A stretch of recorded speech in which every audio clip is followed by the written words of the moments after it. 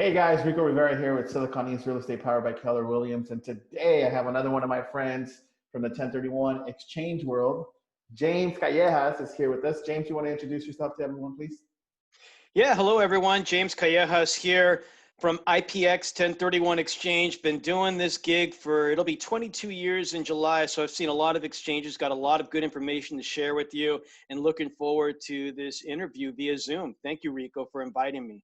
Absolutely, man. Hey, you're one of the best in the industry. And, a lot of people want to hear this. And for those of us or those of you that don't know exactly what 1031 Exchange is, can you just give us a brief, what is a 1031 Exchange? I've heard a lot about taxes with 1031 Exchange, but I know it's not just about that. So tell us a little bit about what 1031 Exchange is.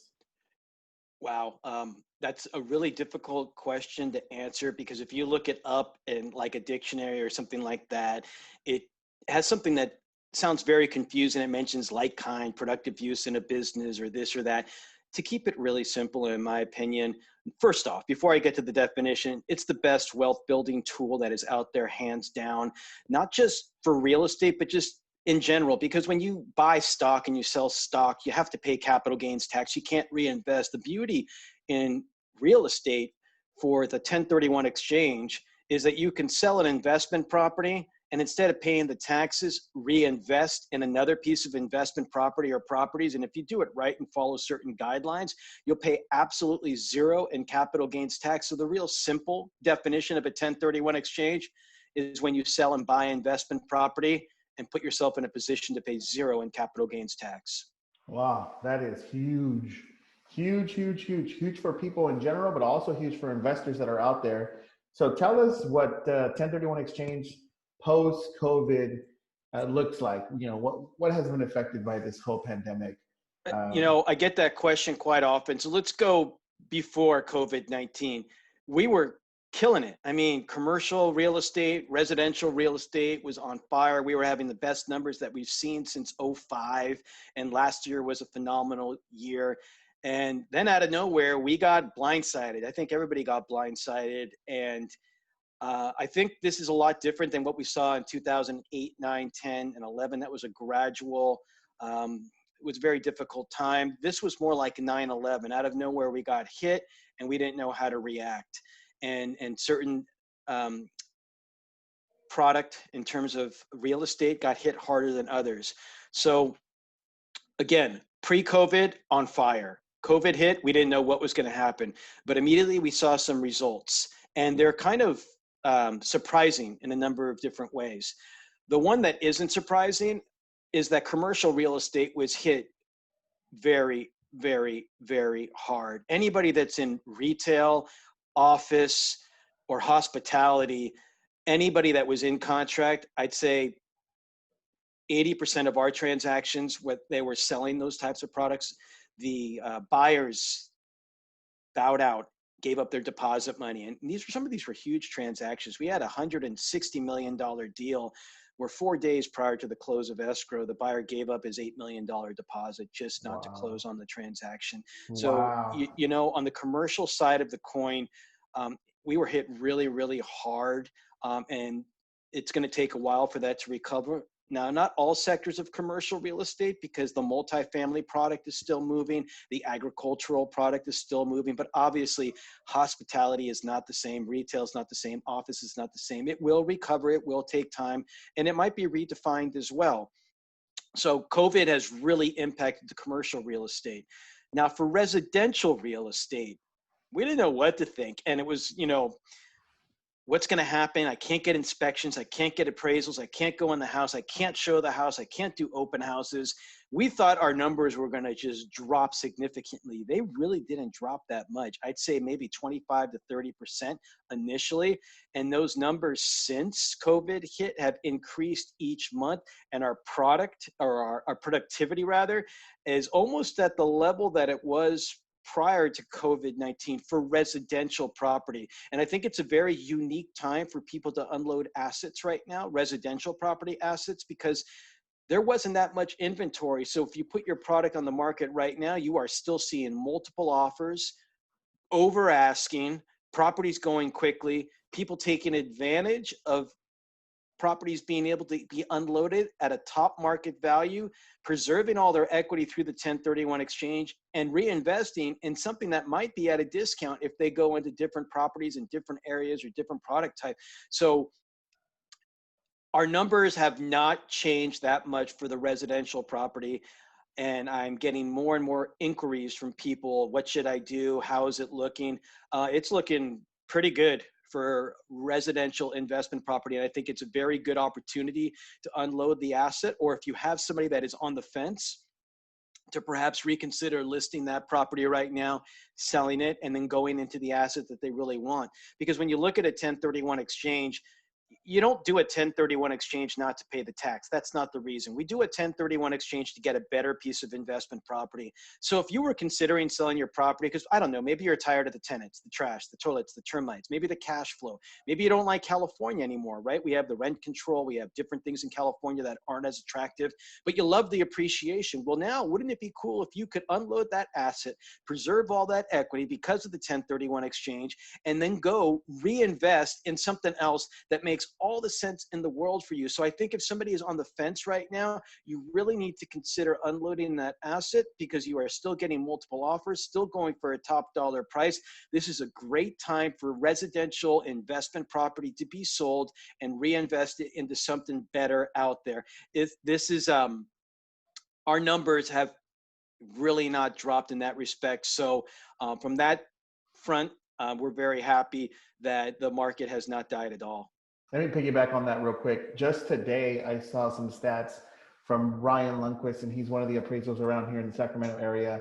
He has great stats, and he just talked about how the numbers of residential real estate of pending homes is higher than it was prior to the pandemic. So you have the pandemic went down, and now we're up more than the pandemic. So prior to the pandemic, so we're actually higher than what it was before. So now we're tracking to be doing better, right? So it does tell a story, and you made a great point about how commercial got hit, but how well residential is still doing. One thing that you mentioned that a lot of people have asked me before is, can you take a 1031 exchange from California and go to Texas or Arizona or another state? Can you talk a little bit about how that works? I'd say about 25%, if not higher, sell their investment property in California. And for a number of different reasons, they leave California and they go to a different state. Because I'll tell you right now, and I didn't even know this because I don't know all the areas throughout the United States, but I was giving seminars in San Jose, and this one guy came up to me and said, look, I have this asset. You can't even live in it. It's horrible, but still, somebody's going to buy it for $700,000. And I'm like, well, that's just San Jose. That's Northern California. You amassed all this wealth. He's like, well, I don't want to just go buy another property out here. It's too expensive to come in here and expect to get the cash flow. Could I go to a different state? I go, yeah, well, I've got somebody that wants to sell me condos in Buffalo for $30,000 a pop that rent out for about $700 to $800 a month with little to no HOAs. I'm like, okay, you're getting no income on San Jose. You have $700,000. You could buy a lot of $30,000 Buffalo properties, and your income is going to be phenomenal. So to answer your question, Rico, a lot of people build up the equity in California, then move it somewhere else for better cash flow or different product type. So it is very popular. And I'd say those numbers for residential property are between 20 to 25%. For commercial property, probably even higher. They build Wow. up the equity here, they go somewhere else, and they buy some other product somewhere else and get a better return. Because a lot, the name of the game is cash flow, appreciation, and write-offs. If you built up that appreciation and now the cash flow is lacking, a lot of the times you could leave the state of California, go somewhere else, double, triple, or quadruple your income. Wow, that's amazing. And something that investors and anybody should really, really look into. Now, to the question of the day, what is the deal with these timelines and how have they been affected with COVID? And a lot of people don't know what I mean by that. So can you explain a little bit about the timeline when you're doing an exchange and how it's been affected by COVID? And we'll end with that, and then I'll make sure that everybody has their information.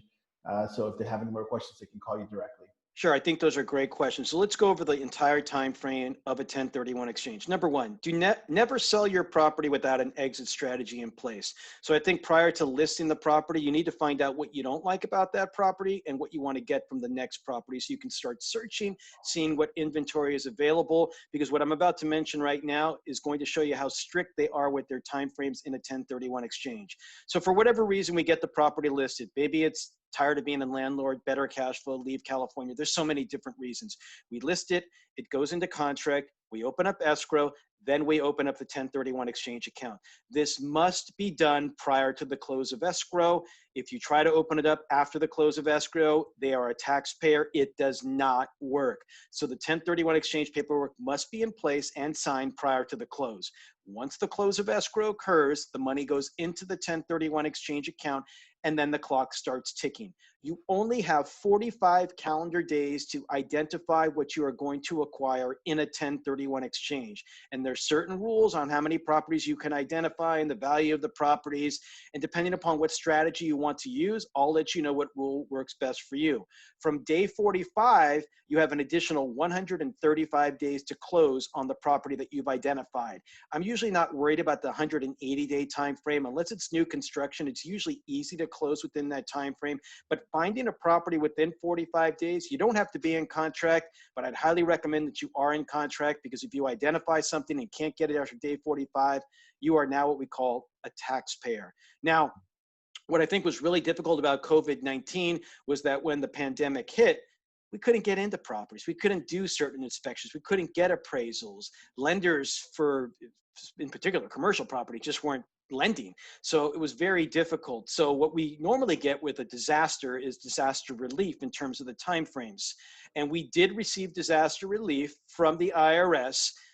Notice 2020-23 said, if your 45th or your 180th day landed between April 1st and July 14th, you were automatically extended out to July 15th. So I had a lot of happy people where their 45th day was landing like on April 3rd, April 4th, and they couldn't find anything for obvious reasons. Then they were automatically given an additional 3 months, and they were so happy. They could still identify and they could still close on properties right now. Now, because shelter in place is kind of being removed in some ways and things are being lifted in a lot of our counties out here throughout the nation, I do not believe that another extension will come in place unless things get worse, but we don't want that to happen. So I wouldn't count on another extension, but if you were lucky enough to get one, you had a lot of additional time to complete your exchange or identify other properties. But I think it's very important that you understand that the 1031 exchange is all about planning. People who plan the 1031 exchange, I'd say over 90% of them are successful. The ones that say, you know what, I don't want to pay the taxes the day before it closes escrow and don't even know what they want to get into, your chances decrease. So this is all about planning, the best wealth building tool out there. And if you do it correctly, everybody is a very, very happy camper. I love it, man. So for all of you guys out there, thank you so much for tuning in. Make sure you share this with anybody you feel might need it. Maybe your parents, your investor friends, you're an investor, whoever. We'd love to hear from you. If you have any questions, my information is going to be down below. His information is going to be down below. So give us a call if you have any questions. Thanks again. Thanks, James. I appreciate your time, man. Have a great one. You too. Thank you, Rico. Everybody out there, stay safe and healthy. Looking forward to seeing you in person in the near future. Absolutely. Take care, guys.